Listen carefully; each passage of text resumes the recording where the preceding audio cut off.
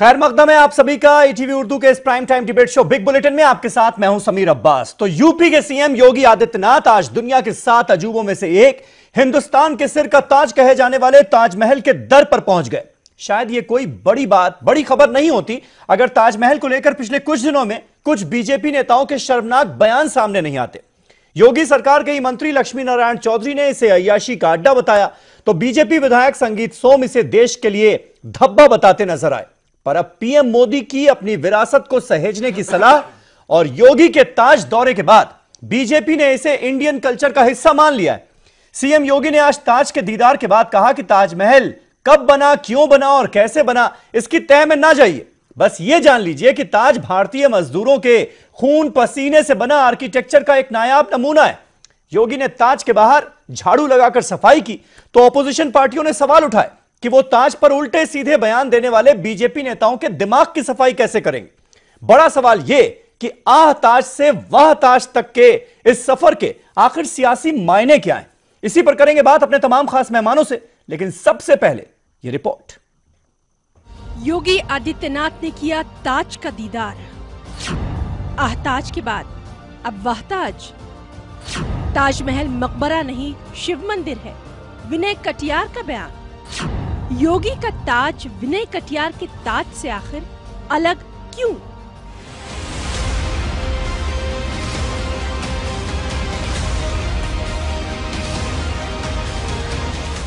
UP के वज़ीर आला योगी आदित्यनाथ ने पहली बार मोहब्बत की लाजवाल निशानी ताजमहल का दीदार किया।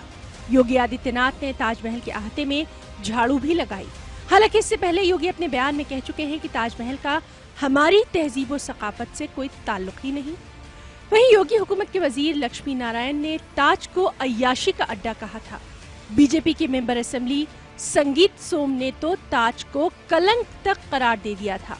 बीजेपी के ही लीडर विनय कटियार का कहना है कि आगरा में ताजमहल नहीं बल्कि तेजू महाले है जो कि शिव मंदिर है। दूसरी जानिब आज योगी आदित्यनाथ के दौरे के बाद अब बीजेपी ने ताजमहल को विरासत का हिस्सा मान ही लिया। योगी आदित्यनाथ ने कहा कि हमको इससे मतलब नहीं कि ताजमहल बना किस तरह, लेकिन हाँ, ताजमहल हिंदुस्तानी मजदूरों के खून और पसीने से बना फने तामीर का बेहतरीन और नायाब नमूना जरूर है। जो ताजमहल है जिसको संगीत सोम ने बोला है वो हिंदू मंदिर है, देवी देवताओं का सारे चिन्ह हैं। वो जो मंदिर है वो तेजोमय महल है, उसका नाम है तेजोमय महल। यहाँ पे कोई विवाद नहीं है। ताज या भारत के अंदर हमारे किसी भी प्रकार के पर्यटन से जुड़ी हुई, चाहे वह स्पिरिचुअल टूरिज्म का हो, चाहे वह हेरिटेज टूरिज्म का हो या इको टूरिज्म से जुड़ा हुआ हो,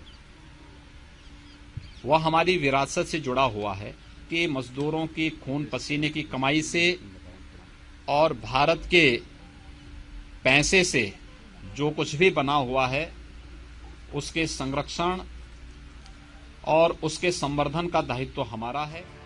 समाजवादी पार्टी के सदर अखिलेश यादव ने यूपी के वज़ीर आला योगी आदित्यनाथ के ताजमहल दौरे पर तंज भी किया और बीएसपी लीडर सुधींद्र भदौरिया का कहना है कि योगी जी पहले अपने लीडरों के सोच और उनके जहनों की साफ सफाई करें। और ये देखो समय कैसा बदलता है। जो लोग ताजमहल को देखते ही जाने क्या क्या कहने लगते थे, ताजमहल को अपनी संस्कृति का हिस्सा नहीं मानते थे, अपनी हेरिटेज नहीं मानते थे। ठीक बात है, उनके विचार हो सकते हैं, लेकिन देखो भगवान राम ने क्या कर दिखाया कि आज वेस्ट गेट पर ही स्वच्छता का अभियान चलाना पड़ गया, ताजमहल के वेस्ट गेट पर। योगी आदित्यनाथ जी ताजमहल में सफाई कर रहे हैं और ये जो सबसे जरूरी पहलू है उनकी इस यात्रा का ये होना चाहिए कि वो अपनी दिमाग की पार्टी के लोगों की सफाई करें।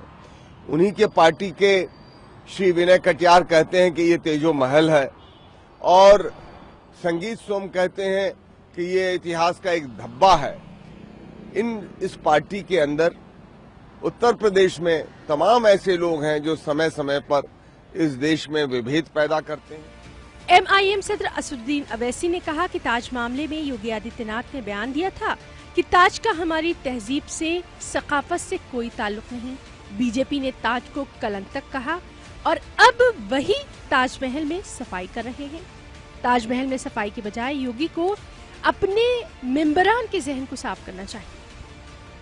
ये कहेंगे कि यही चीफ मिनिस्टर ने कहा था कि ताजमहल का भारत की संस्कृति से कोई ताल्लुक नहीं है। एक बीजेपी के विधायक ने कहा कि ये तो हमारे मुल्क के ऊपर एक धब्बा है। डिप्टी चीफ मिनिस्टर ने मुगलों को गुंडा कहा। अब जब चीफ मिनिस्टर के और उनके कैबिनेट के लोग और उनकी पार्टी के लोग इस तरह की सोच रखते हैं तो चीफ मिनिस्टर बजाय ताजमहल जाके झाड़ू देने के इनके दिमाग की झाड़ू दें। ऐसे लोगों को दिमाग को साफ करें।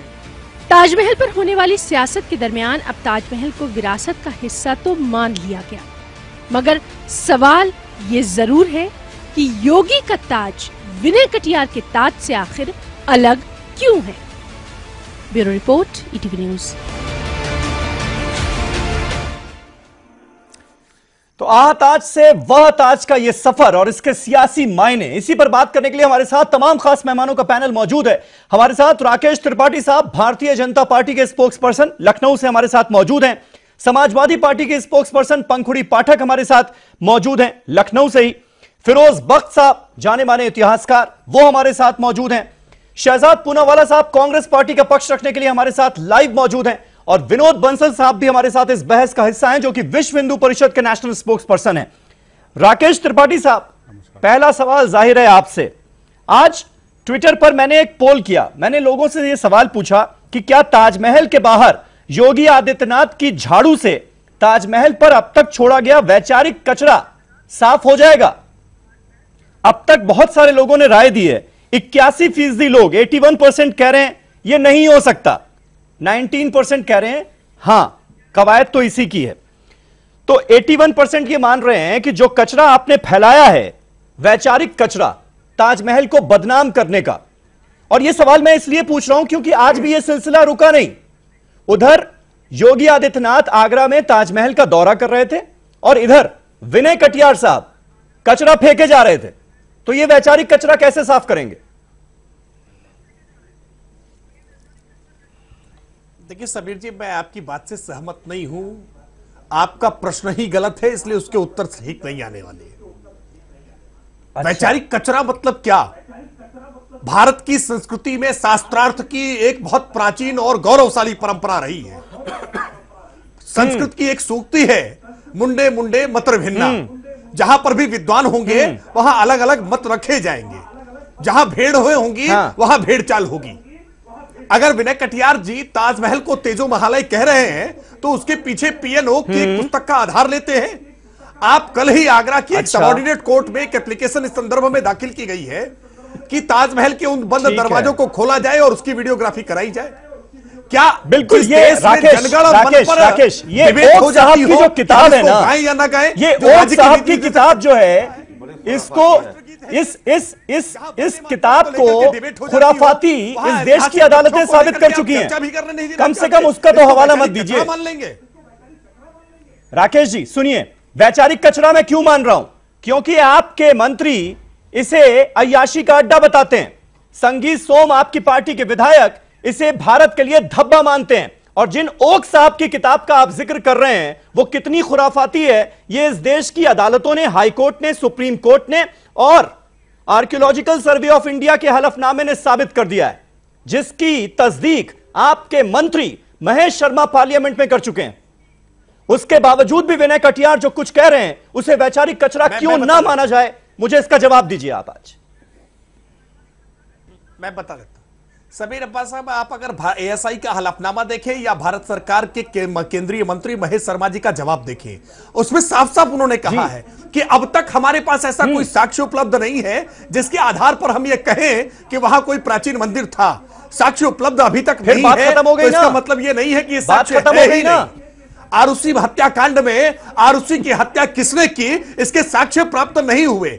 क्या आरुषि तलवार के माता पिता को निर्दोष करार दे दिया गया? तो क्या आरुषि की हत्या नहीं हुई? आप अपने क्या ही साक्ष्य का मंत्री न्याय मिला ना की बात तय कर देगा कि कोई अपराध नहीं हुआ है? जो पार्लियामेंट में कह रहे हैं उसको खारिज कर रहे हैं। कहां आरुषि हत्याकांड पर पहुंच गए? बात ताजमहल की हो रही है, खारिज कर दें। आप कहिए तो खारिज कर दें। बिल्कुल पार्लियामेंट में उन्होंने कहा है कि ऐसे कोई साक्ष्य अभी तक नहीं मिले हैं, लेकिन ऐसे कोई साक्ष्य मिल सकते हैं, इस बात की संभावना से इनकार नहीं है। संभावना से इनकार नहीं है, ठीक है। पंखुड़ी पाठक, मुझे यह बताइए कि ताजमहल को लेकर पिछले कुछ दिनों से लगातार विवाद हुआ।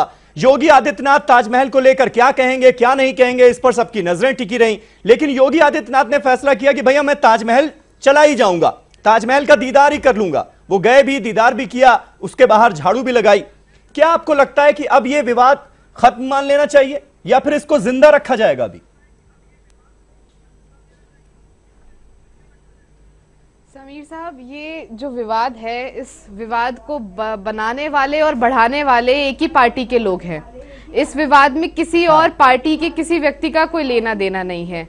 जैसा कि हमारे राष्ट्रीय अध्यक्ष जी कहते हैं कि भारतीय जनता पार्टी अफीम लेकर घूमती है, कि जब भी उनसे सवाल पूछे जाते हैं, जब भी वो अपने आप को कटघरे में पाती है, जब लोग उनसे ये पूछ रहे हैं कि कानून व्यवस्था क्यों खराब है, आप क्यों लाठियां चला रहे हैं छात्राओं पे, बेरोजगार लोगों पे, शिक्षा मित्रों पे, तो एक नया मुद्दा वो बना देते हैं, खुद ही कंट्रोवर्सी क्रिएट करते हैं और खुद ही उसका जवाब देते हैं।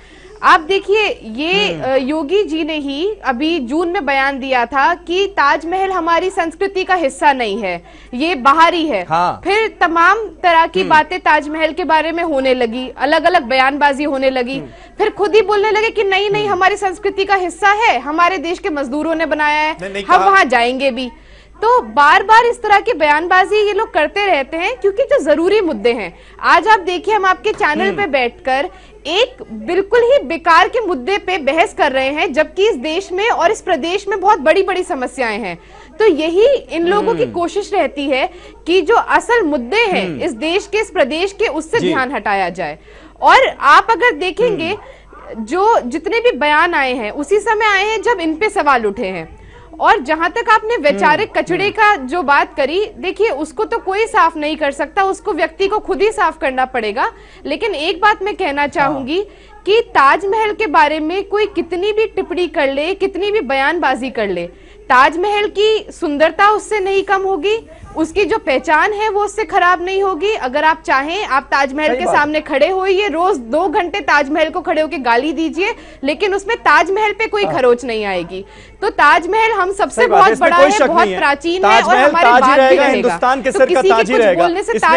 इसमें कोई शक और शुबा नहीं होना चाहिए किसी को। शहजाद पूनावाला, मैं आपसे जानना चाहूंगा, आज योगी आदित्यनाथ ने जो सबसे इंपॉर्टेंट बात ताजमहल को लेकर कही, वो ये कही कि भाई ताजमहल कब बना, क्यों बना, कैसे बना, ये भूल जाइए, उसकी तह में जाइए ही ना। आप बस ये ध्यान रखिए कि ये भारतीय मजदूरों का खून पसीना इसमें लगा है और ये धरोहर है हिंदुस्तान की। इसका क्या मतलब निकाला जाए? मतलब शाहजहां ने बनवाया, इसको ये भूल जाया जाए, उसकी बात ना की जाए, सिर्फ ताजमहल एक खूबसूरत इमारत है, बिल्डिंग है, सिर्फ उसकी बात हो।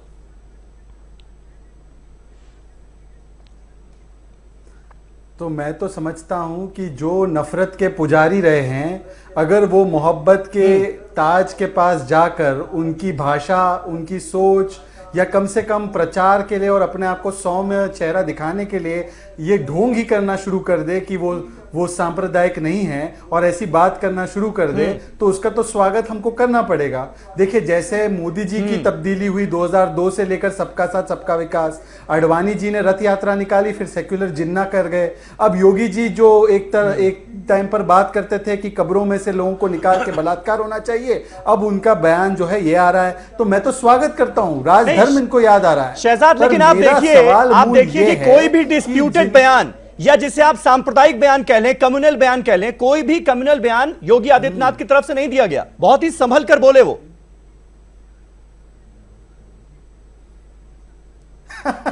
अरे तो मुख्यमंत्री बन गए तब क्यों देंगे? जब मुख्यमंत्री बनना चाहते थे तब तो देते हैं ना। प्रधानमंत्री जब बनना चाह रहे हो तभी सांप्रदायिक बयान आएंगे। बयान जब बन जाएंगे तब थोड़ी ना देंगे। अब चुनाव आने दो तो फिर से बयान आ जाएंगे। पर सवाल ये है कि वैचारिक कचरे में और कीचड़ में ही कमल खिलता है, तो वैचारिक कचरे को कभी भी साफ नहीं किया जा सकता, क्योंकि अगर साफ किया जा सकता होता तो आज विनय कटियार को पार्टी से निकालते। एएसआई ने सरकार की तरफ से दावा किया है कि वहां पे कोई मंदिर नहीं है, वो एक ताजमहल है, और उसका दावा महेश शर्मा ने भी किया है। उन्होंने ये नहीं कहा है कि सबूत के लिए रुके हुए हैं, उन्होंने क्लियर कट कहा है। पर भाजपा के नेता अभी भी सिद्ध कराने में जुड़े हुए हैं कि इसकी पृष्ठभूमि कुछ और थी। तो कम से कम अब जो योगी आदित्यनाथ के जो स्वर बदले हैं, उनको लग रहा है भारतीय संस्कृति का हिस्सा है, तो ये बदले सुरों में ये क्या ऐसे नेताओं में जो बेसुरा गा रहे हैं उन पे कार्रवाई करने का काम करेंगे? ये जवाब होना चाहिए। ठीक है, विनोद बंसल साहब, मुझे आज ये बताइए कि विश्व हिंदू परिषद अब कौन सी वाली बीजेपी के साथ है? विनय कटियार और संगीत सोम वाली बीजेपी के साथ, या फिर योगी आदित्यनाथ और पीएम मोदी वाली बीजेपी के साथ, जो इसे धरोहर मान रहे हैं, विरासत मान रहे हैं देश की? और संगीत सोम धब्बा, विनय कटियार शिव मंदिर, कौन सी वाली बीजेपी के साथ आप खड़े हैं?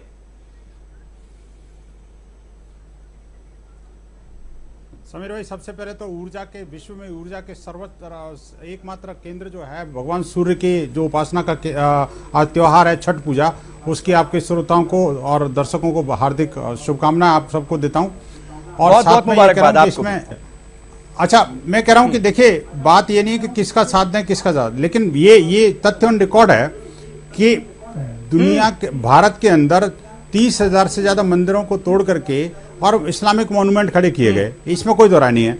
और इसमें भी कोई दो राय नहीं है कि भाई शाहजहां कैसा था, और उसकी जो जिस प्यार का निशानी मुमताज महल को बताते हैं, या उसके साथ उन्होंने क्या बर्ताव किया, कैसे हुआ, वो सब इतिहास का मामला है। लेकिन मैं उस विषय में नहीं जाना चाहता, क्योंकि मैं इतिहासकार नहीं हूँ। मैं इतिहासकार नहीं हूँ। मैं बड़ा स्पष्ट तौर कह रहा हूँ कि जब बात एक रही है कि भाई ठीक है, इसके नीचे क्या था, उसकी जांच होनी चाहिए, तो ये थोड़ी और इसको तोड़ दिया जाए या उसको हटा दिया जाए, या उसको ताजमहल हमारा नहीं है, या ताजमहल हमारे जो जितने भी हमारे जो मजदूर थे जिन्होंने खून पसीने की कमाई से इसको बनाया, तो हमारे लिए गर्व का विषय है। विषय है कि ताजमहल हमारी गर्व का विषय है, इसमें कोई दौरा नहीं है। लेकिन उसके पीछे की जो पृष्ठभूमि है, जो ताजमहल जो इतिहास को तोड़ पेश किया गया, ये तो सबको पता है ना आपको ताजमहल पर। नहीं, निश्चित रूप से भाई, ताजमहल हमारे लिए गर्व का विषय है। निश्चित रूप से देखिए, ताजमहल हमारा है, और हमारे मजदूरों के अथक जो है ना परिश्रम और खून पसीने की कमाई से बना। लेकिन दुर्भाग्य से जिसने बनाया उसी के हाथ काट दिए गए। आखिरकार वो कौन से प्यार की निशानी सवाल का जवाब मिल गया। आखिरकार वो कौन से आप योगी आदित्यनाथ और पीएम नरेंद्र मोदी वाली बीजेपी के साथ हैं? विश्व हिंदू परिषद और उसी योगी आदित्यनाथ और पीएम नरेंद्र मोदी वाली बीजेपी के साथ है, संगीत सोम वाली बीजेपी के साथ नहीं है, विनय कटियार वाली बीजेपी के साथ नहीं है। और यह जानना अपने आप में बहुत दिलचस्प है कि विनय कटियार, जो कि राम मंदिर आंदोलन के सबसे अगुवा रहे, उसके साथ नहीं है वीएचपी इस वक्त। फिरोज बख्श साहब, यह बताइए कि यह जो इतिहास को बदलने की कोशिश की गई थी, बीजेपी के कुछ नेताओं ने यहां तक दावा ठोक दिया था, संगीत सोम ने, कि इतिहास को बदल के रख दूंगा, गारंटी देता हूं। नहीं, इतिहास की सच्चाई आनी चाहिए उन सामने। नेताओं को क्या करारी चोट लगी है? क्या योगी आदित्यनाथ का यह दौरा, यह पूरा क्या यू टर्न ले लिया है क्या बीजेपी ने? खास तौर पर प्रधानमंत्री नरेंद्र मोदी की उस सलाह के बाद, जिसमें उन्होंने कहा था कि कोई भी देश तब तक आगे नहीं बढ़ सकता जब तक अपनी विरासत पर गर्व करना ना सीख ले।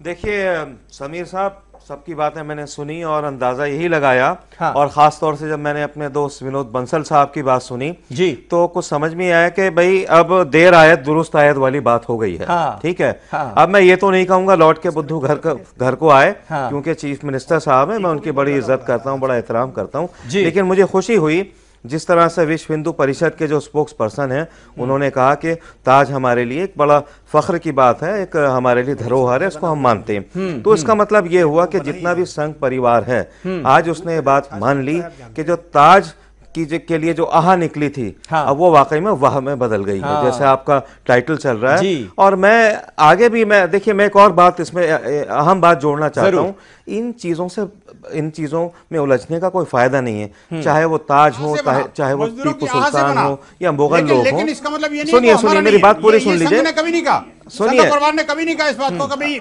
हमारा नहीं है वो। ये आप जो नहीं मैं ये नहीं कह रहा, तो किसका है सर? सुनिए, अरे आपका नहीं है तो किसका है? गलत है। अरे हिंदुस्तान का है, आप हिंदुस्तानी है तो क्या आप हिंदुस्तानी नहीं है? ये कैसी बात हुई कि हमारा नहीं है ताजमहल? अरे ऐसा आप ऐसे कैसे कह सकते हैं हमारा नहीं है? भाई ताज हम सब का है, वो आपका भी है, हमारा भी है। देखिए आप तो आपने कहा कि इतनी अच्छी सुलझी हुई बात करके आप बात को उठा रहे हैं। सुनिए विनोद जी मैं आपके बीच में नहीं बोला था, मेरी बात पूरी होने दीजिए। महसूस कर लिया जो आपकी है ही नहीं। विनोद बंसल जी मेरी बात पूरी होने दे, पहले थोड़ा सा धैर्य रखिए, थोड़ा सब्र तहम्मुल। विनोद बंसल साहब सुन लीजिए, फिरोज बख्श साहब की बात। विनोद भाई बड़ी रिक्वेस्ट कर रहा हूं आपसे जी। विनोद भाई आप मेरे भाई हैं, मैं मेरी बात पूरी होने दीजिए। सुनिए जी सुनिए, देखिए ऐसा है, ये तो अब जाहिर हो गया है कि जो लान तान पड़ी पूरे मतलब बीजेपी के ऊपर, उसके खास तौर से संगीत सोम के ऊपर जो उनका क्रिटिसिज्म हुआ है और विनय कटियार का भी, कहीं ना कहीं बीजेपी के टॉप लीडर्स ने सोचा है, टॉप नॉच लीडर्स ने, कि जो हुआ वो गलत हुआ। और अच्छी बात है, मैं इसके लिए मुबारकबाद देना चाहता हूं बीजेपी को, मोदी जी को और जो बड़े बड़े नेता हैं। और अब तो मैं इनको भी मुबारकबाद देना चाहूंगा योगी जी को कि गलत जो रास्ता था उससे हटके सही रास्ते पे आ गए। राकेश त्रिपाठी साहब गलती सुधार ली आपने। हमने कोई गलती की हो तो हम सुधार लें, लेकिन मैंने ये देख करके आज जरूर अच्छा लग रहा है कि ए फॉर बट के साथ ही आज कम से कम शहजाद पूनावाला को स्वागत करना पड़ा है। ये देखिए बहुत दिनों से भारतीय जनता पार्टी के बारे में जो भ्रम फैलाया था, ये भ्रम अब दूर हो रहा है धीरे धीरे। अब ऐसे ही स्वागत करना पड़ेगा, भाजपा की बातों को मानना पड़ेगा। इंतजार में थे विपक्षी दल कि आज योगी जी जाएंगे, कुछ ऐसा मुद्दा हमको देंगे जिस पर हमको राजनीति करने का अवसर मिलेगा। अच्छी बातें कीजिए, हर तरफ से स्वागत होगा, क्यों नहीं होगा? से मुद्दे पर नहीं करेगा। अब जाकर योगी आदित्यनाथ ताजमहल में कह रहे हैं कि ये हिंदुस्तान की धरोहर है, इसकी इज्जत करनी होगी, तो ये तो अच्छी बात है, इसका स्वागत होगा। योजनाओं पर जो खर्च करने की बात की है, ये नसीहत आपको संगीत और विनय कटियार जैसे नेताओं को देना चाहिए, करते तो अच्छा, क्योंकि वैचारिक कचरा फैला रहे हैं। मंदिर में जाकर के नेत्रहीन बच्चों के साथ जो संवाद किया उस पर चर्चा करते तो अच्छा होता। हाँ समीर, शहजाद जवाब देना चाह रहे हैं। शहजाद छोटा सा एक रिएक्शन है ब्रेक पे जाना। वाजपेयी जी ने जब वाजपेयी जी ने 2002 के दंगों के बाद मोदी को कहा राजधर्म निभाओ, तो क्या हम उसका स्वागत ना करते?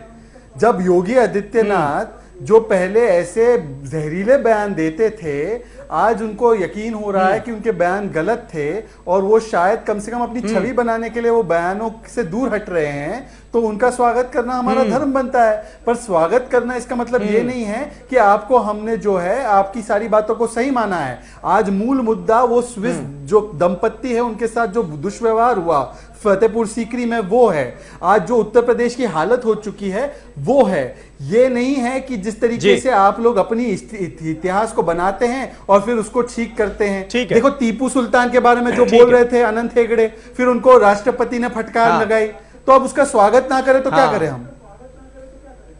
बिल्कुल। एक छोटा सा ब्रेक मुझे लेना होगा, एक छोटा सा ब्रेक। ताज से वह ताज तक का ये सफर, उसके सियासी मायनों पर बातचीत हो रही है। छोटा सा ब्रेक ले रहा हूं, छोटा सा ब्रेक के बाद फौरन होते हैं हाजिर। तमाम खास मेहमान हमारे साथ बने हुए हैं, बहस को आगे बढ़ाएंगे कुछ और गंभीर सवालों के साथ।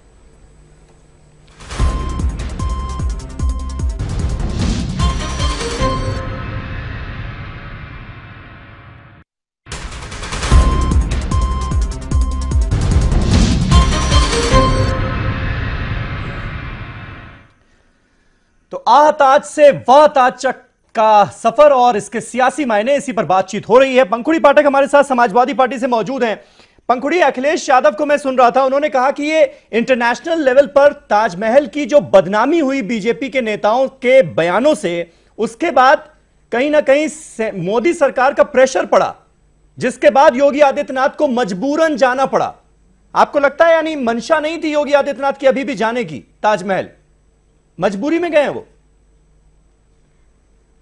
देखिए, समीर साहब, मई के महीने में भी योगी जी गए थे वहां पर, और उसके तुरंत बाद उन्होंने ये बयान दिया था कि ताजमहल के जो रेप्लिकास, जो उसके नमूने दिए जाते हैं, वो नहीं देने चाहिए क्योंकि हमारी संस्कृति का हिस्सा नहीं है। और उसके बाद ही ये खबर भी आई कि पर्यटन की जो सूची निकाली गई है उससे ताजमहल को बाहर कर दिया गया है, जिसके बाद की पूरे दुनिया में, और मैं देख रही थी दुनिया भर से लोग अपनी फोटो जो उन्होंने भारत में आकर ताजमहल के साथ खिंचवाई थी वो सब फोटो डाल रहे थे, और कई बाहर के अखबारों में ये बात भी छपी और बहुत किरकिरी हुई, बहुत देश के ऊपर एक तरह का लांछन लगा इस बात को लेकर, और लोगों ने बहुत सवाल उठाया कि ताजमहल, जिसको शायद जो हमारे देश की पहचान है, भारत की पहचान है, उससे शायद ताजमहल को अलग नहीं किया जा सकता। ताजमहल और भारत का नाम लोग एक सांस में लेते हैं। अगर आप बाहर जाकर देखिए, अगर कभी भारत के बारे में बात करिए, लोग ताजमहल की बात करेंगे, महात्मा गांधी की बात करेंगे। कुछ चीजें ऐसी हैं जो हमारे देश से इतनी जुड़ी हुई हैं कि उन्हें हम अलग नहीं कर सकते। कोई भी अतिथि बाहर से आता है, सबसे पहले ताजमहल आता है। तो लोगों ने सवाल उठाया कि आज क्यों इस देश में ऐसा माहौल बन गया है कि जिस सूबे में ताजमहल है वहां का मुख्यमंत्री ये कह रहा है कि ये हमारी धरोहर का एक हिस्सा नहीं है। तो उसके बाद काफी ये जो सवाल उठे और एक गलत जो मैसेज गया, उसके बाद कहीं ना कहीं बैक स्टेप करना पड़ा। लेकिन एक बात समीर साहब हमें ध्यान रखनी पड़ेगी कि भाजपा के जो लोग हैं कई जबान में ये बात करते हैं। तो अगर एक जगह योगी जी कहेंगे कि नहीं ताजमहल हमें जाना चाहिए, ताजमहल हमारे लोगों ने बनाया, तभी एक ऐसा नेता मौजूद रहेगा जो गलत बयानबाजी भी करेगा। तो ये हर किसी को खुश रखने की कोशिश करते हैं। एक तरफ ये भी दिखाते हैं कि नहीं, जो इस देश की जो संस्कृति है, जो एक सम्मिलित हमारी संस्कृति है, हमारी तहजीब है, हम इसके साथ हैं। और एक तरफ ये दिखाते हैं कि नहीं, हम एक विचारधारा के लोगों के साथ ही हैं और एक तबका ऐसा है जिसके खिलाफ हम हैं। तो कई जबान में ये लोग बात करते हैं, इसीलिए आज ऐसा है कि योगी जी कुछ कह रहे हैं और विनय कटियार कुछ कह रहे हैं। बीजेपी का डबल स्टैंडर्ड नहीं है कि एक तरफ योगी आदित्यनाथ उसे धरोहर बता रहे हैं, खुद पीएम नरेंद्र मोदी कह रहे हैं कि भाई वो देश तब तक विकास नहीं कर सकता जब तक हम अपनी ऐतिहासिक धरोहरों का सम्मान करना ना सीखें। तभी आपके दूसरे नेता संगीत सोम, लक्ष्मी नारायण चौधरी, विनय कटियार जो कि सांसद हैं, वो ऐसे बयान दे रहे हैं जो कि शर्मनाक हैं, और वो आपकी पार्टी का हिस्सा बने हुए हैं, उनके खिलाफ आप कार्रवाई भी नहीं करते। तो समझा क्या जाए, बीजेपी की लाइन दे कौन रहा है, या फिर दोनों साथ साथ चलेंगे? समीर जी, संगीत सोम के जिस बयान का जवाब दूंगा इनका, संगीत सोम के जिस बयान का बार बार जिक्र कर रहे हैं, संगीत सोम जी ने अपने बयान को खुद रेक्टिफाई किया और उन्होंने साफ साफ कहा कि ताजमहल को लेकर के कोई विवाद नहीं है।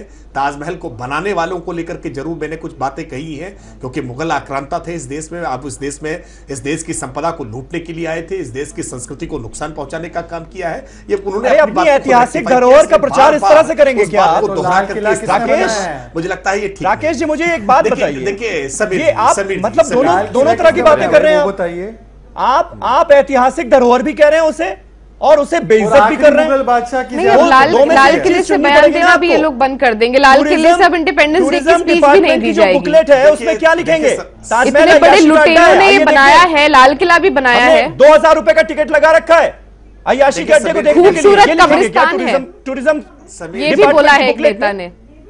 तय तो कीजिएगा ना राकेश जी, ये कैसी बात हुई? आपके आरोप पूरे हो गए हो तो मैं जवाब दे दूं। आपके आरोप पूरे हो गए? आरोप नहीं है, सवाल है राकेश। हाँ,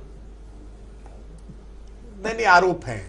मैं कह रहा हूं, भारतीय जनता पार्टी के प्रवक्ता के तौर पर कह रहा हूं, भारतीय जनता पार्टी की ऑफिशियल लाइन स्पष्ट मैंने करने का काम किया है। हमने पहले भी ताज पर आपके साथ डिबेट की है और पहले भी ये बात कही है कि ताजमहल मुगल स्थापत्य कला का, वास्तुकला का एक अद्भुत नमूना है। संगमरमर की एक बहुत शानदार इमारत है जिसको देखने के लिए दुनिया भर से पर्यटक सैलानी आते हैं। भारत के बहुत बड़ी संख्या में पर्यटक सैलानी वहां जाते हैं, और उत्तर प्रदेश की सरकार के नाते, एक जिम्मेदार राजनीतिक दल के नाते हम ऐसे स्थान का सम्मान करते हैं। ऐसे स्थान को हम किसी भी स्थिति में हम उसके साथ कोई खिलवाड़ नहीं होने देंगे। जो भी वहां पर पर्यटक सैलानी जा रहे हैं, उन पर्यटक सैलानियों की सारी व्यवस्थाएं हो, और इसी नाते आज 235 करोड़ की परियोजनाओं का इसीलिए उद्घाटन किया गया है। 156 करोड़ की परियोजनाओं को केंद्र सरकार की स्वीकृति पहले ही मिल गई थी। इस बात को बार बार विवाद से जोड़ करके और यह कहना कि उत्तर प्रदेश की सरकार इसको नेग्लेक्ट कर रही है, उत्तर प्रदेश की सरकार इसको गिराने जा रही है, उत्तर प्रदेश की सरकार लांछन लगा रही है, ये गलत है। इतिहास में कुछ तथ्यों को जानबूझ करके गलत ढंग से प्रस्तुत किया गया था, उसको लेकर के हमने कुछ बातें रखी है।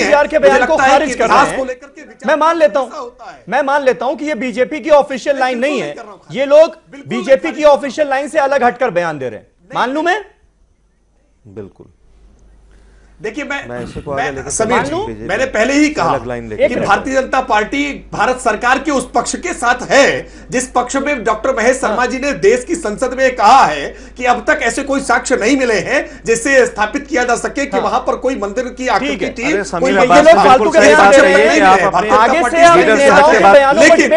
प्रधानमंत्री से बैठ के आप बात कर रहे हैं। विनय कटियार, संगीत सोम कुछ भी कहते रहे, हम नहीं मानेंगे। पीएनओ की उस पुस्तक के आधार पर है, ये लोग कुछ भी कहते रहेंगे, हम नहीं मानेंगे, क्योंकि वो आपकी पार्टी की ऑफिशियल लाइन नहीं है। ठीक है, फिरोज बख्श साहब, विनय कटियार ने जिस बात का जिक्र किया कि भाई ताजमहल भगवान शंकर का स्थान है, वो तेजो महालय है, ठीक है, ये सब जब बातें खारिज हो गई, इस देश की अदालतों ने खारिज कर दिया, एएसआई ने खारिज कर दिया, उसके बाद महेश शर्मा का पार्लियामेंट के अंदर बयान आ गया, उसके बावजूद भी इस तरह के बयान का मतलब क्या है?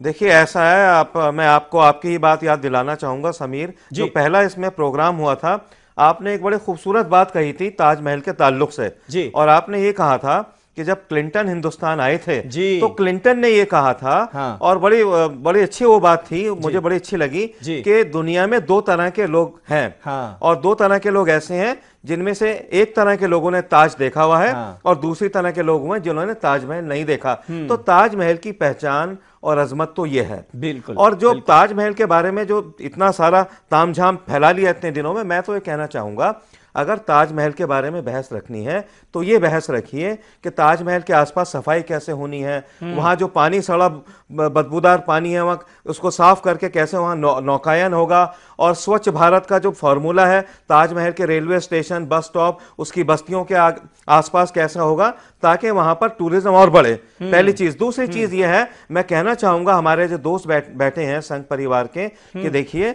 मोदी जी बहुत सुलझे हुए प्रधानमंत्री हैं, जब भी आपकी पार्टी से कोई गलत बात आती है तो कहीं ना कहीं उसका वो जो है उसको क्रिटिसाइज करते हैं, सही रास्ते पे आप लाते हैं। हाँ। तो देखिए प्रधानमंत्री मोदी की साख को बट्टा ना लगाएं, चाहे वो संगीत सोम हो, चाहे वो आपके कोई और लीडर हो, साक्षी महाराज हो, या कोई भी हो, प्रधानमंत्री की जो बात है उससे हटकर ना चलें।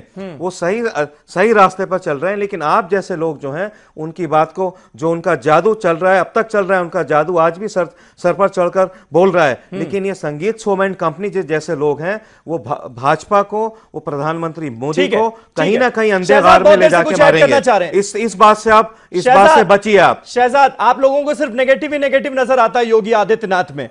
आगरा वो गए, 235 करोड़ रुपए की लागत की योजनाओं को उन्होंने ऐलान किया। अब भाई आगरा का विकास होगा तो ताजमहल का विकास नहीं होगा क्या? ताजमहल जो लोग देखने जाते हैं उनकी सबसे ज्यादा शिकायत यही रहती है कि भाई आगरा का हाल क्या हो रखा है। ताजमहल तो बहुत खूबसूरत है लेकिन आगरा का क्या हाल हो रखा है? तो अब उसके बारे में सोच तो रहे हैं वो, उसकी तो तारीफ करनी पड़ेगी नहीं तो, या नहीं? हाँ, तो तारीफ तो तब करते अगर योगी आदित्यनाथ के राज में जो विदेशी पर्यटक फतेहपुर सीकरी जो वहां से 30-40 किलोमीटर दूर है उनके साथ जो बर्बरता हुई है वो ना होती। तारीफ तो तब करते कि अगर कानून व्यवस्था ऐसी ठीक होती उत्तर प्रदेश में कि कोई भी पर्यटक कहीं से भी आया उसको सुरक्षित महसूस होता। और एक बात जो पंखुड़ी कह रही थी कि दो जुबान में बोलते हैं, अब तो प्रवक्ता ही खुद जवाब तलब किया यूपी गवर्नमेंट से। इतनी तेजी इससे पहले कभी नजर आई आपको? अरे तो इतनी देर से पर जवाब तलब। अरे जो काम हो, समीर आप मुझे ही मतलब बीच में रोक रहे हैं, आप मेरी बात तो पूरी सुनिए। मैं ये कह रहा हूं कि जो कांड होना ही नहीं चाहिए था, उसके बाद जब मीडिया उसके बारे में बात करती है तब ये लोग जागते हैं और कार्रवाई करते हैं, और अब आप उसका पीठ थपथपाने का काम कर रहे हैं, मतलब मीडिया करेगी, तो ये गलत है। उनको तो पहले ही ये कांड नहीं करने देना चाहिए था। और मेरा सवाल ये है, अभी राकेश त्रिपाठी ने कहा कि मुगल बादशाह सारे के सारे हमलावर और क्रूर थे, तो मेरा सवाल इनसे ये है कि अगर ऐसी बात है तो आखिरी मुगल, सर आप 2 मिनट प्लीज मुंह बंद रखेंगे तो मैं अपनी बात कर सकूं।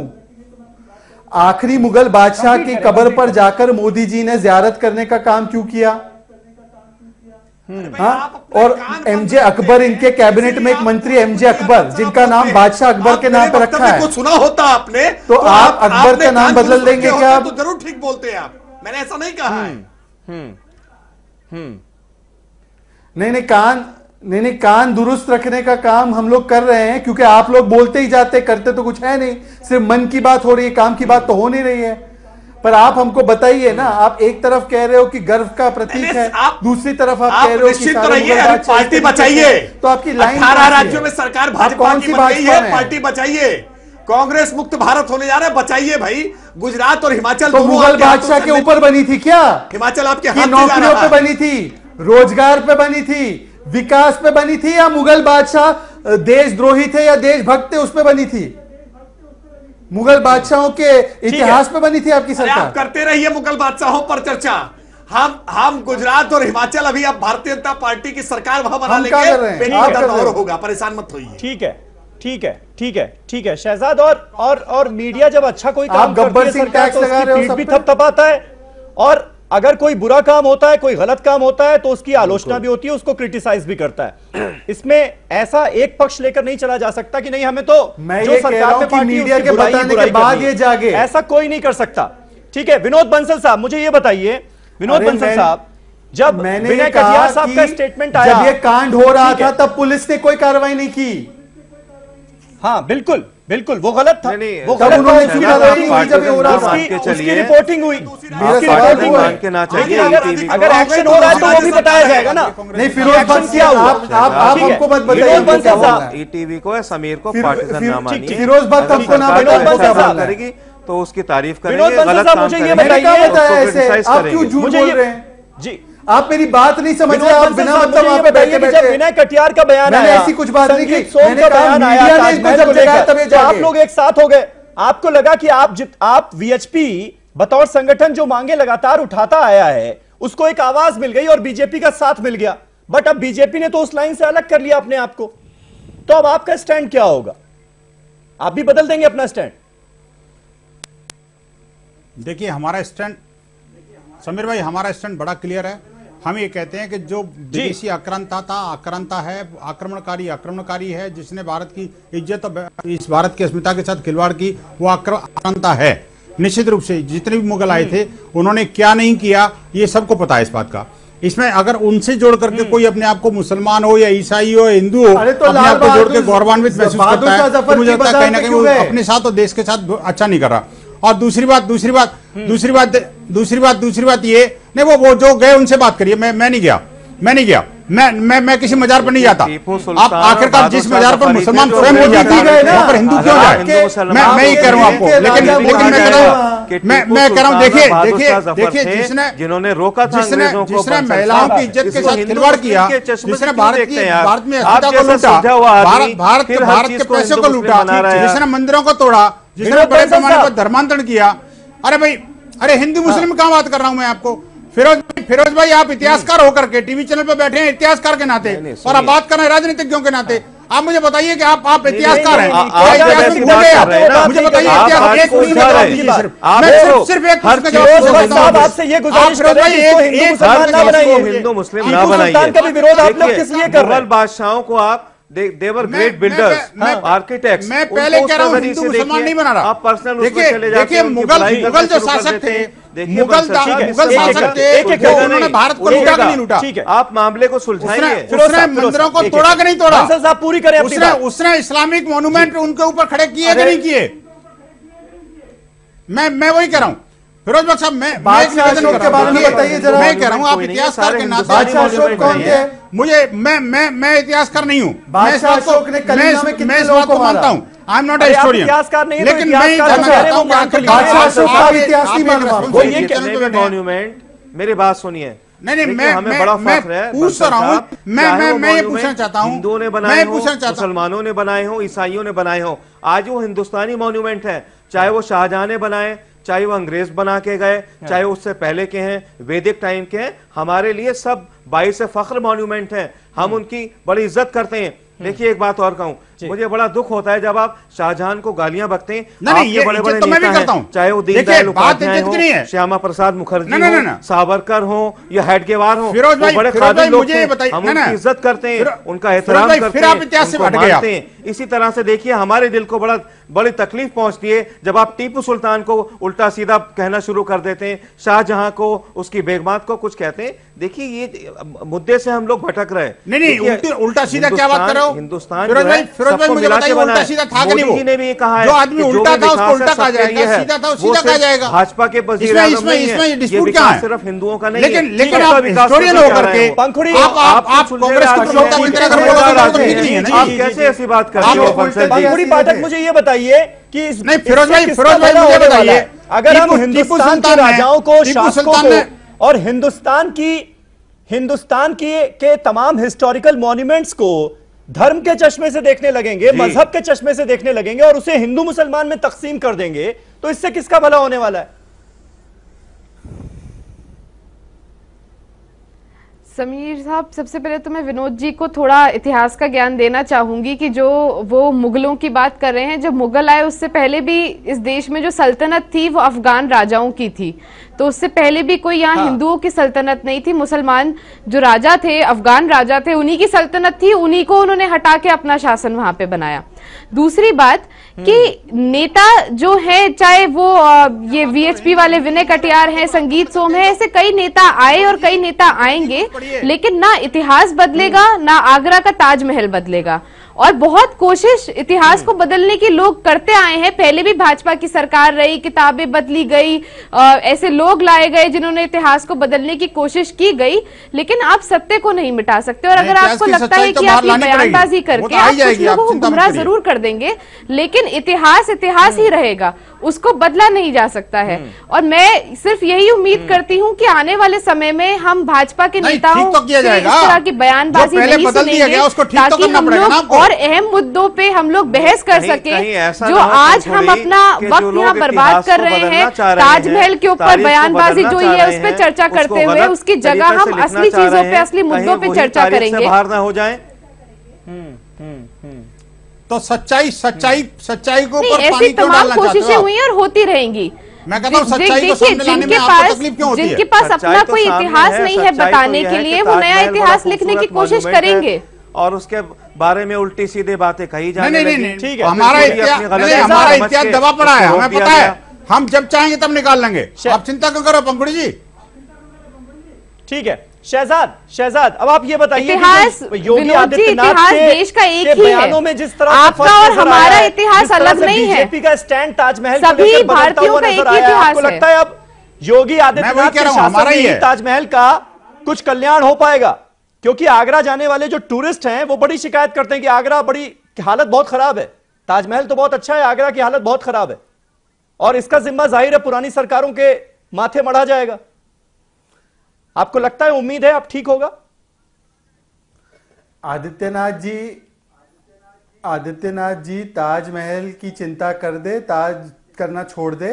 ताजमहल उनका कोई मोहताज नहीं है। 75 करोड़ उसने कमाए 3 सालों में, और उसमें से सिर्फ 11 करोड़ उसकी देखरेख पे खर्च हुआ, ये महेश शर्मा ने कहा है। आदित्यनाथ जी उत्तर प्रदेश को जाने लायक बना दे। वहां पे आज जो है लोग उत्तर प्रदेश छोड़ के जाना चाह रहे हैं, क्योंकि ना बेटी सुरक्षित है, ना बच्चे सुरक्षित है, ना वहां पे व्यापार हो रहा है, ना वहां पे रोजगार है। तो कोई लोग उत्तर प्रदेश ही नहीं जाएंगे, तो ताजमहल कहां से देखेंगे? ठीक है ना। और ताजमहल के इतिहास को लेकर जो बयानबाजी भाजपा के प्रवक्ता एक तरफ तो कर रहे हैं और दूसरी तरफ ताजमहल को गर्व का प्रतीक भी बना रहे हैं, तो मुझे तो दोनों में विरोधाभास दिख रहा है। पर दोनों को कैसे जोड़ा जा सकता है? या तो आप हमको बताइए कि मुगल आक्रामक लोग थे, तो फिर मोदी जी वो आखिरी मुगल बादशाह की मजार पे क्यों गए? इसका जवाब भाजपा के नेता हमको दे। ये मुझको जवाब चाहिए कि मोदी जी गलत इतिहास पढ़ के आए या मोदी जी खुद जानते कि जो भाजपा का प्रवक्ता बोल रहा है झूठ बोल रहा है। राकेश जवाब दें। मैं दोनों बातों का जवाब दे देता हूं। एक तो इतिहास को लेकर के कुछ बातें कही गई और आपने कहा कि वैचारिक कचरा फैला दिया गया ताजमहल पर। जिस प्रकार के वर्तमान को लेकर के शहजाद पूनावाला ने उत्तर प्रदेश के संदर्भ में बातें कही हैं, क्या ये वैचारिक कचरा उत्तर प्रदेश के बारे में नहीं फैला रहे? उत्तर प्रदेश में बेटियां सुरक्षित नहीं है, उत्तर प्रदेश में बच्चे सुरक्षित नहीं है, ये कहकर के उत्तर प्रदेश का चेहरा खराब करने की कोशिश क्या शहजाद पूनावाला एक कचरा नहीं फेंक रहे उत्तर प्रदेश? गोरखपुर में उसी प्रकार की 80 बच्चे मर गए। आप प्रधानमंत्री जी के प्रधानमंत्री राकेश, पिछली सरकार से अगर हम तुलना करें तो लॉ एंड ऑर्डर की हालत और ज्यादा खराब हुई है कि नहीं हुई है? ये तो डेटा है ना, सरकारी डेटा है। नहीं, चेहरा तो चुके हैं बनारस में, गोरखपुर में चेहरा तो क्या भाजपा के लोग दिखाएंगे? पूरे देश और दुनिया ने चेहरा देख लिया। तमाम इनामी अपराधियों को जेल की सलाखों के पीछे भेजा गया है। आज उत्तर प्रदेश में 450 से ज्यादा एनकाउंटर हुए हैं और 22 खूंखार अपराधी आज काल के गाल में समा गए हैं। आज उत्तर प्रदेश में गैंगस्टर, रासुका और गुंडा एक्ट की धाराओं के तहत खूंखार अपराधियों को जेल की सलाखों के पीछे भेजा जा रहा है। आज कोई राजनीतिक संरक्षण नहीं मिल रहा है। तो शायद दूसरे प्रदेशों से लोग आके यहाँ पे अपराध कर रहे होंगे, जो अपराध कई गुना बढ़ गया है। मानसिकता पैदा की है। सारे के सारे अपराधी खत्म हो गए हैं तो अपराध कौन कर रहा है? और बेटियां कहाँ सुरक्षित है? सब जानते हैं। बेटियों पे लाठी चलाई जा रही है, बच्चों को ऑक्सीजन नहीं मिल रहा है, वो मर रहे हैं। आंगनवाड़ी की महिलाओं पे, जो किसी की माताएं बहनें हैं, उन पे लाठी चलाई जा रही है। पुरुष उनकी दिन दहाड़े किस तरह से हमने देखा, कैसी कैसी फोटो सामने आज नोएडा से लेकर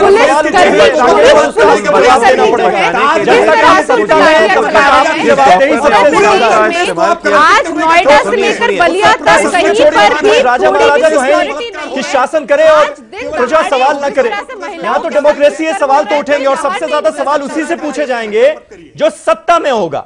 राकेश, लेकिन अब आप मुझे, आज ताजमहल पर बात हो रही है तो ये बता दीजिए, ताजमहल को गौरव तो मान लिया विनोद बंसल साहब ने, आपके तमाम नेताओं ने भी, और आज मैंने देखा बीजेपी के स्टैंड में एक और बड़ा बदलाव कि इंडियन कल्चर का हिस्सा भी मान लिया, जिससे योगी आदित्यनाथ इनकार कर चुके थे। अब ये फाइनल लाइन है ताजमहल पर आपकी। देखिए समीर जी, हमने पहले ही कभी भी ताजमहल को किसी भी प्रकार से नुकसान पहुंचाने के लिए या ताजमहल को खारिज करने की बात कभी नहीं की है। ताजमहल को पहले गौरव भी नहीं मानते थे ना, कर भी नहीं सकते हैं करने का जिस प्रकार से प्रयास कर भी नहीं सकते हैं। ताजमहल को कैसे खारिज कर सकते हैं? इतना बड़ा ताजमहल आगरा में खड़ा हुआ है, उसे किस तरह से ये लोग खारिज कर देंगे? देखिए राकेश जी बहुत अहंकार और बहुत ही गलतफहमी में है ये लोग, जो इन्हें लगता है कि ताजमहल को खारिज कर सकते हैं। आज वहां पर झाड़ू लगाए जाने पर चर्चा नहीं हो रही है, चर्चा हो रही है कि आप ताज को बदनाम कर रहे हैं। की तारीख जो है वो बीजेपी के स्टैंड में ताजमहल को लेकर दो बड़े बदलावों के लिए याद की जाएगी। एक, आपने इसे इंडियन कल्चर का हिस्सा मान लिया, दूसरा आपने इसे गौरव मान लिया हिंदुस्तान का, जो आप अब तक नहीं मानते थे। अरे मैं सही हूं? देखिए मान क्या लिया समीर जी, आप अपने हिसाब से मेरे मुंह में कोई बात रखने का प्रयास मत करिए। आप अपने हिसाब से प्रश्न पूछते रहिए, मैं अपने हिसाब से आप ऑफिशियल स्पोक्सपर्सन हैं, आप बता दीजिए मैं ऐसा मानूं या ना मानूं। समीर, संघ परिवार अपने आप में डिवाइडेड नजर आ रहा है। आज हमने पहले ही कहा है कि हमने पहले ही कहा है इस बात को कि ताज को बदलने के बारे में हमारा कोई विचार नहीं कहता है। ताज गौरव वही विचार आज है। भारतीय जनता पार्टी ने अपने विचार में किसी प्रकार का कोई परिवर्तन नहीं किया है। ताज से जुड़े हुए अरे भाई देखिए, समीर जी, ये लोग अपनी ही बातों में फंसे जा रहे हैं। इस वक्त ये भी नहीं जानते कि कौन सी जबान से बोलना चाहते हैं। ये लोग भी नहीं जानते कि तो लोग कैसे समझ पाएंगे आपका स्टैंड? परिवार के झगड़े से बाहर आ गए या नहीं आ गए? सुनिए राकेश जी देखिए, मतलब आप क्लियर कर दीजिए ना, दो बड़ा फर्क तो है ना स्टैंड में आपके। पहले इंडियन कल्चर का हिस्सा कहां मानते थे आप, आपने मान लिया आज। पहले गौरव भी नहीं कहते थे, आपने मान लिया आज। अरे एक मिनट फिरोज साहब, जवाब चाहिए मुझे इसका। राकेश जी देखिए समीर जी, हमने हमेशा कहा कि ताजमहल संगमरमर की एक बहुत खूबसूरत इमारत है, मुगल स्थापत्य। ओहो, जलेबी की तरह घुमाइए नहीं राकेश जी, सीधा सवाल पूछा है, सीधा जवाब दे दीजिए। आते हैं हमने इसको कब इनकार से आते हैं, हमने इसको कब इनकार किया है? हमने हमेशा स्वीकार किया है। कह दीजिए, आपके कहने का मोहताज थोड़ी है ताजमहल। बताइए, बता दें कि शिव मंदिर है कि ताजमहल है कि क्या है? ये बात तो हम कब से कह रहे हैं, बड़प्पन होगा आपका, आप कह दे रहा है, दुरुस्त है, हो जाती है चीजें, सियासत में हो जाती है, कोई बुराई नहीं है। पहले हाई ताज था, आज वाह ताज है, तो क्या बुराई है उसमें?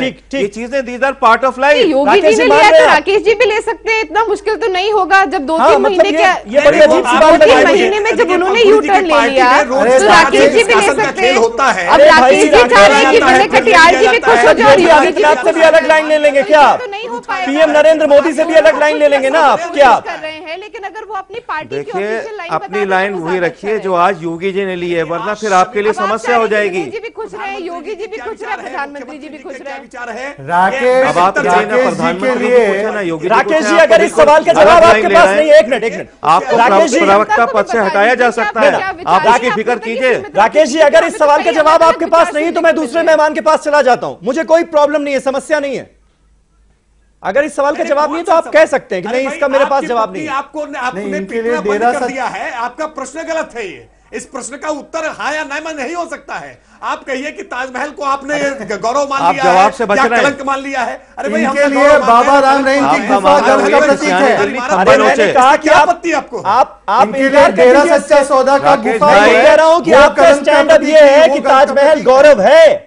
आपका ये स्टैंड है कि इंडियन कल्चर का हिस्सा है। पहले आपने इससे इनकार किया था। इतना सिंपल सवाल आप क्यों घुमा रहे हैं? राकेश जी, आपके पास समीर के सवाल का जवाब नहीं है, ये मान जाइए, और नहीं तो सही जवाब दे दीजिए कि ताजमहल गौरव का मकाम है, हमें गर्व है ताजमहल पे। आप तो घुमा रहे हैं बिल्कुल। बाबा राम रहीम की गुफा इनके लिए या नहीं? सवाल का जवाब दे दीजिए। राकेश, बीजेपी अगर आज इस सवाल का जवाब दे देगी ना तो मैं आपको गारंटी देता हूं आगे से ताजमहल पर डिबेट नहीं होगी। आपको पीटना बंद कर दिया या नहीं? नहीं, मैं तो समीर साहब पूछ रहा हूं ना, फिरोज बख्श साहब बता दें या शहजाद साहब बता दें कि इनकी बेगमों ने पीटना बंद कर दिया या नहीं? अब आप क्या जवाब साहब पे पहुंच गए? सुनिए, राकेश जी चीफ मिनिस्टर से अलग लाइन ले रहे हैं, कहीं ऐसा ना हो आपको घुड़की से जवाब नहीं, क्या बात कर रहे हैं आप? मैं बताता हूँ, राकेश जी को असल में डर है कि उन्होंने ताजमहल को लेकर जो पुरानी बातें मेरे ही शो में कुछ दिनों पहले कही है, कहीं मैं उसको चला ना दूं, इसलिए राकेश जी अपना स्टैंड बदल नहीं रहे आज। नहीं, आप बिल्कुल चलाइए। राकेश जी, आप धर्म संकट में पड़ गए हैं, साफ साफ बात करिए। जो मोदी जी ने बात कही है, जो योगी जी ने बात कही है, उस बात को कह दीजिए, बात खत्म। अब कोई बहस होनी नहीं है। देखिए आप अगर सुनोगे नहीं जी, ये सारे के सारे बोलते रहेंगे तो कोई बोल कैसे पाएगा? बंसल साहब, लास्ट कमेंट आपसे आज। मैं कह रहा हूं कि राकेश जी को जो शेर मैं कहना चाहूंगा बंसल साहब के बाद, मैं बड़ा स्पष्ट तौर पे ये कह रहा हूं, देखिए जो इतिहास की जो भ्रांतियां हैं उसको दूर करने का प्रयास करने का समय आ गया। दूसरी बात यह कि जहां तक इसका ताजमहल का सवाल है या और मॉन्यूमेंट्स का सवाल है, देखिए वो मॉन्यूमेंट हमारे भारत के मजदूरों और यहाँ के लोगों के खून पसीने की कमाई का हिस्सा है और बड़े बड़े मेहनत के साथ बनाया। दुर्भाग्य हमारा यही है कि आखिरकार उसके क्यों हाथ कटवा दिए गए जिसने इतनी सुंदर इमारत बनाई। मैं ये जानना चाहता हूँ कि भारत ये जानना चाहता है आखिरकार इतनी सुंदर इमारत बनाने वाले ने अपनी जितनी प्यारी जो पत्नी जिसको आप प्यार की निशानी मानते हैं उसको आखिरकार मरते दम पर उसकी सहायता क्यों नहीं करी? मुझे बताइए, जिस प्यार के नाम पर ये आपको पता है कि सहायता नहीं की शाहजहां ने, उसको छोड़ करके दूसरी के साथ विवाह क्यों कर लिया? आप सबका बहुत बहुत शुक्रिया। लेकिन फिरोज बख्श साहब के शेर से इस शो को अंत करेंगे। फिरोज बख्श साहब के एक शेर से। हाँ, सुन लीजिए, एक लाइन है बस मेरी जी। बंगलों में और महलों में रहने वाले जज्बात को क्या जाने, दिल में मंदिर भी है, मस्जिद भी है, ये सियासतदान क्या जाने। बहुत खूब, बहुत खूब। इसी शेर के साथ इस शो को मैं खत्म करना चाहूंगा। आप सबका बहुत बहुत शुक्रिया हमारे साथ इस डिबेट में पार्टिसिपेट करने के लिए। कल एक नए टॉपिक पर नए मुद्दे के साथ हाजिर होऊंगा। तब तक आप तमाम खबरों के लिए देखते रहें ETV उर्दू।